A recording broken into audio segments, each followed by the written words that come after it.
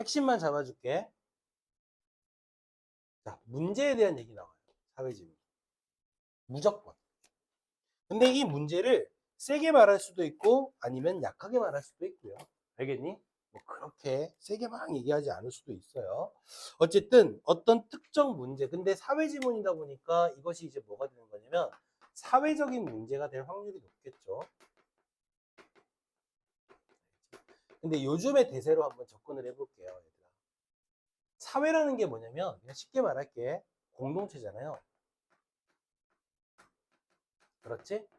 근데 우리는 이 사회 문제라고 하는 걸 뭐라고 생각하면 되냐면 이 공동체가 가지고 있는 다 같이 모여 살기 때문에 나타날 수 있는 문제라는 게 분명히 존재를 해요. 그렇지? 우리는 어느 정도 양보도 필요하고, 그렇지? 어떤 사람의 희생도 필요한 거잖아요. 이 사회적인 문제를 좀 더 현명하게 잘 화합할 수 있게 만들어주는 것이 이 문제에 대한 뭐가 된다? 해결책이 되는 거잖아요. 그렇죠? 그래서 이 해결책을 보통 어떻게 되냐? 분란에 대한 뭐 이렇게 사회적인 분란에 대한 뭐 민법이나 헌법이나 또는 형사법 이런 것들에 대한 얘기들이 요새 많이 나와요. 알겠니? 그러니까 핵심은 이거예요.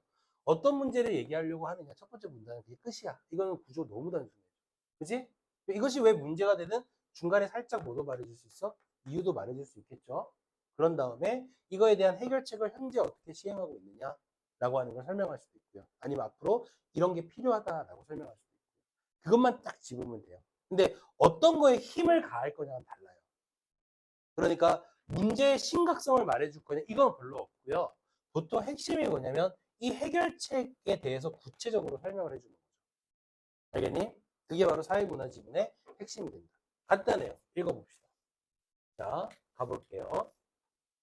그러니까 또 마찬가지야. 사회문화지문 딱 들어오면은 머릿속에 인지만 하라고. 뭐만 인지하라고? 문제 해결. 이것만 생각하라고. 알겠지?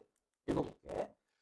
형법상 범죄가 성립하려면 행위자의 행위가 구성요건에 해당해야 하며 위법성과 유책성을 갖춰야 됩니다. 자, 지금 우리 이 사람이 얘기하는 건 뭐냐면 이 범죄라고 하는 것이 성립하기 위한 요건이 필요하대. 근데 그 요건이 두 가지가 있어. 뭐가 있어?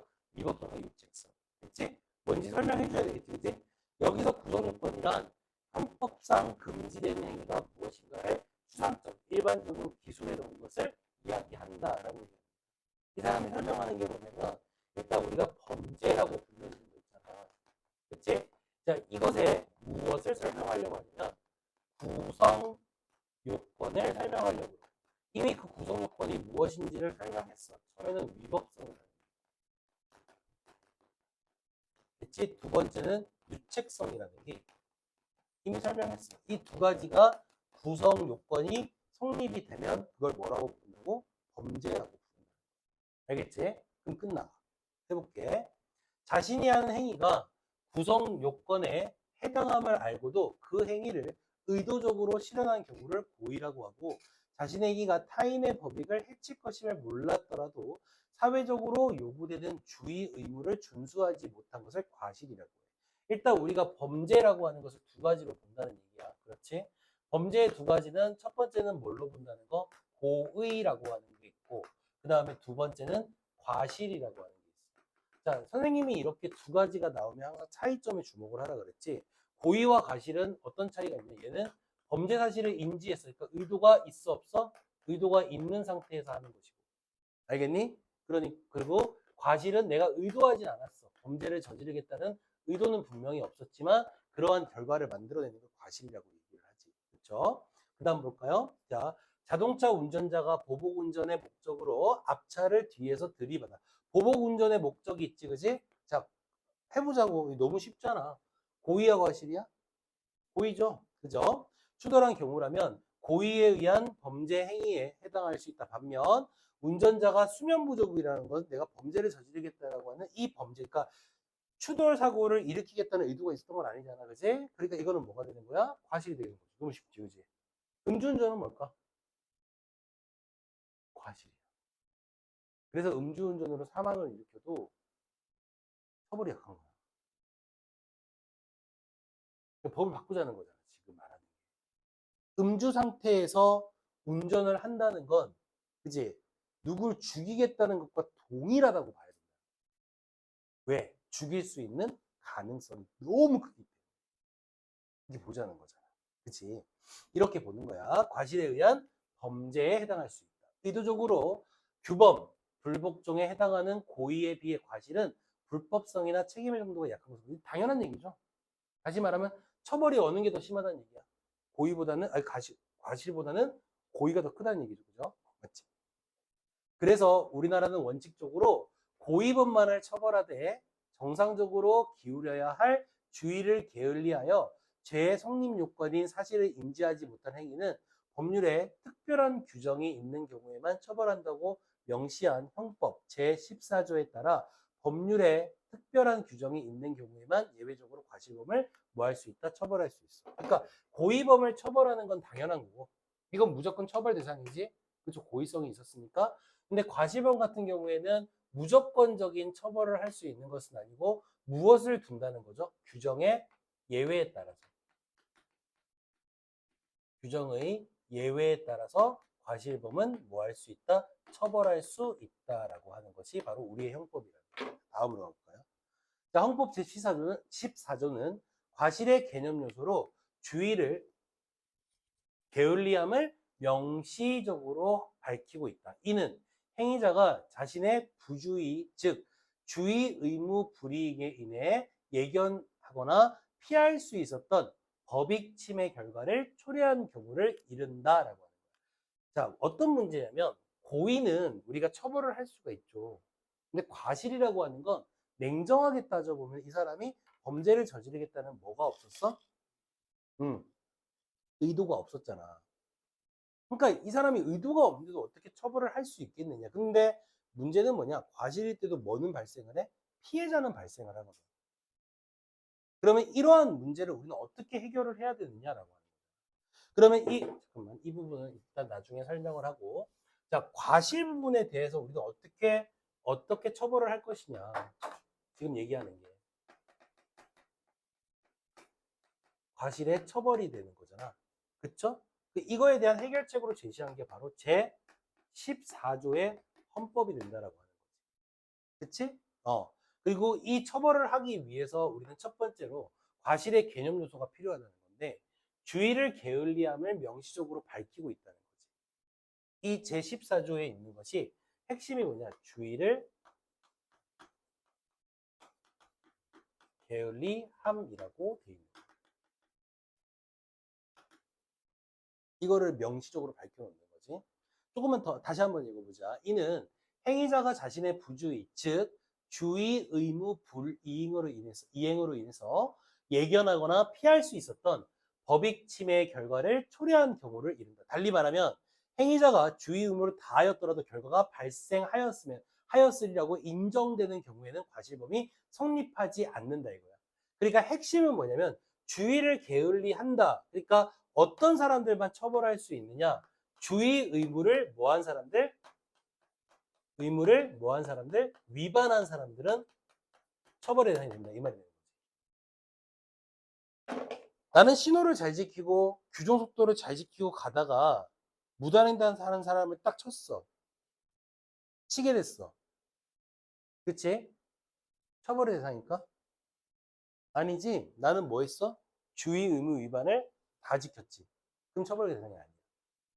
이해가 됐니? 오케이. 이렇게 생각을 하면 훨씬 더 편해집니다. 이처럼 과실범의 본질은 주의 의무 위반에 있다. 이게 핵심이라는 거예요. 따라서 과실범의 성립 요건을 검토하는 과정에서 1차적으로 그 행위와 관련된 주의 의무 규정을 확인할 뭐가 있다? 필요가 있다라고 하는 거지. 다시 말하면 과실범을 처벌할 수 있는 가장 중요한 건 주의 의무 위반을 했냐 안 했냐 이게 중요하다는 겁니다. 예를 들어 설명하고 있죠. 도로교통법 제31조 제1항에서는 모든 차 또는 노면 전차의 운전자는 다음 각 호의 어느 하나에 해당하는 곳에는 서행해야 된다. 서행은 천천히 가라는 얘기잖아. 그치? 이게 주의 의무거든. 주의 의무를 규정하면서 세부 항목 중 제4호 가파른 비탈길의 내리막을 명시하였다. 다시 말하면 이 가파른 비탈길의 내리막에서는 뭐 해야 된다는 얘기지? 서행하는 게 주의 의무야. 그치? 즉 규정에 명시된 장소에서 주행 중인 모든 운전자는 서행해야 할 의무가 있으므로, 자, 전자는, 운전자는이야. 여기 운자가 지금 빠진 거야. 이게 지금 작아진 거야. 운전자가 도로에 있는 사람이 있다는 것을 인식하지 못하여 고의가 인정되지 않더라도, 자, 가파른 비탈길의 내리막에서 감속하지 않고 주행하다가 교통사고 나면 처벌될 수 있다는 거지. 과실범이 된다는 얘기야. 됐지? 다음. 한편 법문에서는 정상적으로 기울여야 할 주의라는 개념을 통해서 사회생활에서 요구되는 일정한 주의 의무가 있음을 밝혔으나 그 수준과 정도에 대해 무엇을 표준으로 삼는지 명시하지 않았다는 겁니다. 핵심이죠. 그러니까 우리는 주의 의무 위반을 하면 과실도 처벌이 될 수 있다는 걸 알았어. 다시 말하면 범죄가 될 수 있다는 거잖아. 요건 핵심이야.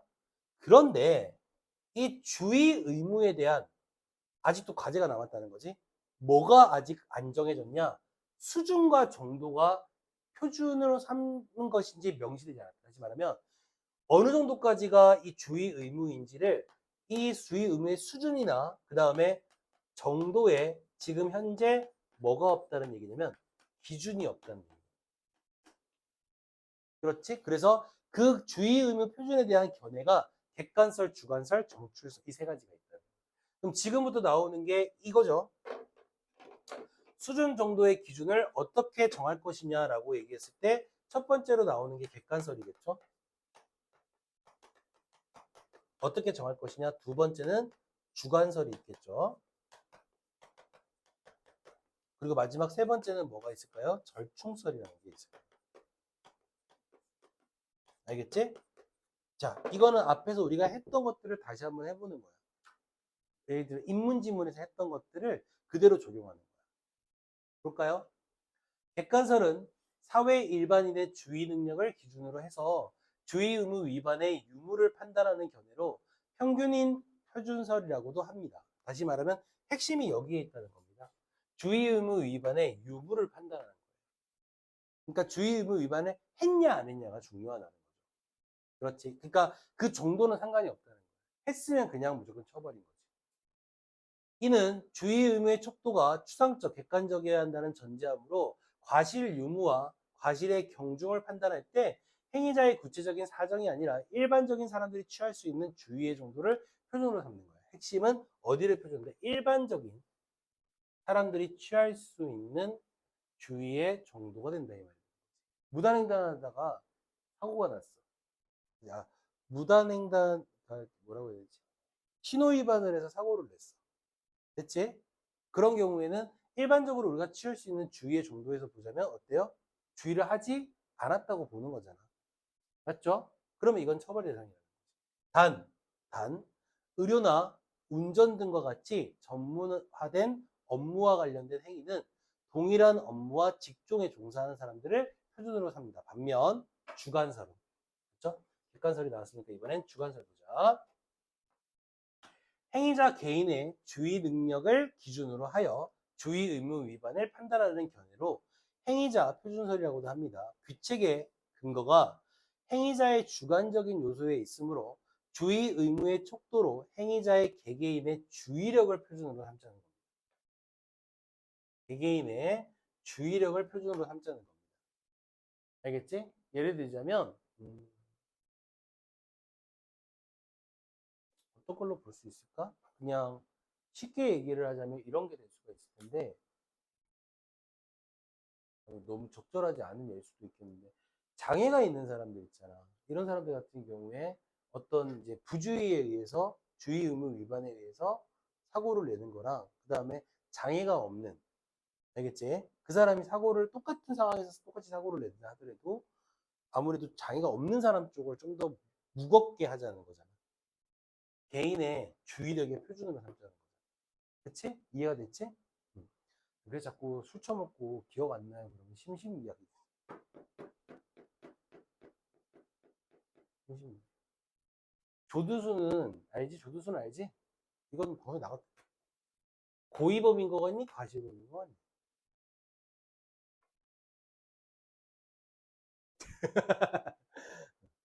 그러니까 니네가 단순하게 조두순이라고 하는 인간이 그냥 이 그 큰 사건에서 처벌을 받았다고 생각하면 안 되고 여러 가지 항목이 있잖아. 첫째는 뭐냐면, 이거는 빨리 하고 지워야겠다. 첫째는 성폭행에 대한 고의야.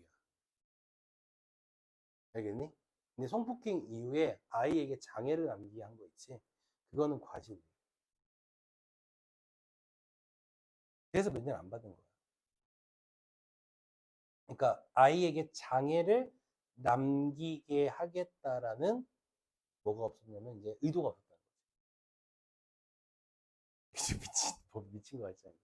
심지어는 이제 개인의 주의력을 표준으로 삼잖아, 그지? 여기에 대해서 형량 깎아준 이유가 뭐 때문이냐면 술을 먹어서 기억이 안 나요. 판단 능력이 없어요, 지금. 이런, 이해가 되니? 이해돼? 니네는 그걸 수용할 수 있니? 그냥 쉽게 얘기하자고. 판사 뒷다리면 그렇게 하겠냐고. 조두순 변호한 사람 뒷다리면 그렇게 했겠냐고. 뭐 이런 거지 뭐. 그지? 어쨌든 이는 법 규범이 개인에게 불가능한 것을 요구할 수 없음을 전제로 한다. 한편 절충설은 주의 의무 정도에 대해서는 다음 점 일반인을 표준으로 삼되, 그러니까 절충이니까 두 가지로 나눈다는 얘기잖아. 일반인을 표준으로 삼되 주의 능력에 대해서 행위자의 기준으로 삼는 이중 표준설. 다시 말하면 앞에서 봤던 객관설과 주관설 모두를 합쳐진 게 절충설이다. 이렇게 생각하면 되는 거지. 됐지 이제? 오케이. 자, 우리나라 평균인 표준설을 따르는 것이 바로 우리는 뭐나 통설이 될 수 있습니다. 자, 그렇다면 이 중에서 평균인 표준설. 평균인 표준설이 뭐가 되는 거죠? 객관적이죠, 그죠? 맞지? 다시 말하면 이 객관설에 대해서 지금부터 좀 더 디테일하게 이야기를 하겠다는 얘기입니다. 볼까요? 평균인 표준설은 법 규범의 선도적, 예방적 기능을 강화하고 그 다음에 과실로 인한 사고가 대량으로 발생하는 영역에서 행위자가 준수해야 할 주의 의무가 정형화, 그러니까 정해졌다는 얘기죠. 표준화되어 적용되어 만드는 장점이 있습니다. 그렇죠? 장점이 있습니다. 다시 말하면 어떤 장점이 있을 수 있냐? 예방할 수 있어요. 그러니까 그 주의 의무 위반이 딱 정해져 있으니까 예방할 수 있다고요. 그리고 또 하나는 뭐냐면 이렇게 하면 그냥 쉽게 말하면 정형화되고 표준화되어 있으니까 사람들이 내가 이렇게 하면 이런 처벌을 받겠구나라고 예측할 수가 있는 거죠. 하지만 이는 사회 구성원에게 일상에서 남다른 주의를 기울이면서 살아가도록 강요함으로 정상적인 사회생활을 영위하는 것을 어렵게 만들 수도 있다는 거죠. 그러니까 일단은 이 사람이 설명하는 게 객관설에 대한 장점과 그 다음에 단점에 대해서 얘기를 하는데 장단점을 얘기하는데 여기서는 단점에 대해서 예를 들어 표시하는 거예요. 왜냐하면 단점이라고 하는 것은 항상 뭐를 가지고 있는 거냐면 문제점을 가지고 있기 때문인 거죠. 그치? 예를 들어 어떤 설명을 하고 있냐? 자, 자동차, 교통, 의료, 건설, 공장, 원자력 발전 등은 현대의 복잡한 산업 사회에서 유용성이 있는 필수 불가결한 영역이지만 항상 일정한 위험을 수반할 수 있죠. 무슨 얘기냐면 이런 것들은 이제 우리가 위험이 항상 수반되는 것들이잖아요. 여기에 일반적인 주의 의무를 적용한다면 우리가 일상생활에서 나오는 주의 의무를 적용한다면 그렇지? 얘네들이 너무 불리해질 수밖에 없는 거죠. 왜냐면 항상 이들은 우리가 일상생활에서 나타나는 것보다 훨씬 더 위험 요소가 많은데 이 말인 거예요. 많은데 똑같은 걸 적용할 수 없다는 얘기죠. 그 얘기는 무슨 얘기냐? 그런 상황에 따라서 다르게 적용을 해야 되는데 원칙을 딱 세워서 그 원칙으로만 무조건 적용을 하면 안 된다는 얘기예요. 이해가 됐어? 그래서 예견된 결과를 피하기 위해서는 업무 중단을 하거나 시설을 제거할 수밖에 없으므로 사회 전체가 정체될 수밖에 없습니다. 그래서 과실의 주의 의무 범위를 제한하기 위해서 등장한 이론이 바로 허용된 위험. 그러니까 이런 문제 있죠? 그치? 우리가 지금 표준으로 삼고 있는 객관설인데 이것을 해결하기 위한 해결책으로 내가 그랬잖아. 항상 문제와 해결책이에요. 이 해결책으로 제시된 게 바로 허용된 위험이라는 개념을 만들어낸 거예요. 이 개념으로 지금 우리에게 뭐 해준다? 해결책을 제시해 준다. 읽어보면 행위자가 구성 요건에 해당하는 결과를 피하기 위한 조치를 충분히 했다면 비록 그 행위가 중대한 피해를 초래하더라도 행위자에게 과실 책임을 지을 수 없다는 것이 바로 허용된 위험이 된다는 겁니다. 그러니까 쉽게 얘기하자면 구성 요건에 해당하는 결과를 피하기 위한 조치를 충분히 했다는 거예요. 역시 마찬가지인데 주의 의무 위반에 대해서 열심히 지켰다는 얘기입니다. 알겠니? 주의 의무를 열심히 했다는 얘기예요. 도로교통법이나 의료법에는 위험의 발생 빈도가 높은 영역에 대해 사회생활상 요구되는 주의 의무 기준을 명문화한 규정이 있는데 이 규정에 명시된 기준을 충족하는지에 따라 구성요건 배제 여부를 결정한다. 예를 들어서 의료법에서는 의사가 환자에게 수술 전 지켜야 할 주의사항이나 의료행위에 따른 부작용에 대해 구체적으로 설명할 수 있는 의무가 명시돼. 됐지? 이게 주의 의무야. 여기서부터 여기까지. 알겠죠? 만약에 이걸 하지 않고 의료사고가 발생하면 어떻게 되는 거야? 과실로서 범죄가 되는 거지. 쉽지? 그죠? 오케이. 다음. 이러한 명문화된 기준에 따라 행위자가 필요한 안전조치를 했다면 주의 의무를 다한 것이므로 그 행위가 법익을 침해했더라도 과실범으로 처벌할 수 없다라고 얘기를 하는 겁니다. 이해가 됐지? 오케이. 자, 이렇게 사회지구는 특정 어떤 문제를 해결해 나가는 과정에 대한 얘기들을 많이 해주니까 요 포인트로 다시 한번 여러분들이 보시고 그다음에 이거 가지고 여러분들이 적용을 해서 다른 지문들을 읽어보면은 좀 더 빠르게 지문 내용이 읽어집니다. 알겠지? 문제에서 나오는 것도 뻔해요. 이렇게 보자면 일단 내용 확인 문제 나올 거고요. 이렇게 그지? 그다음에 사례 주겠죠. 괜히 여기서 제시된 사례들을 서로 비교해 보라고 하는 문제 나오겠죠, 당연히. 그죠? 심지어는 이제 그 다음에 나오는 건 특정 사례를 이렇게 준 다음에, 알겠죠? 여기서 나타나는 이런 해결책들이나 문제의 원인들을 여기다가 적용해 보라고 하는 문제들이 나오게 되는 거예요. 그러니까 어떤 문제가 발생하고 왜 발생했고 그거에 대해서 어떤 해결책이 있는지 거기만 주목을 하세요. 알겠니? 됐어? 그러면 9평도 굉장히 쉬워집니다. 자, 10분만 쉬었다가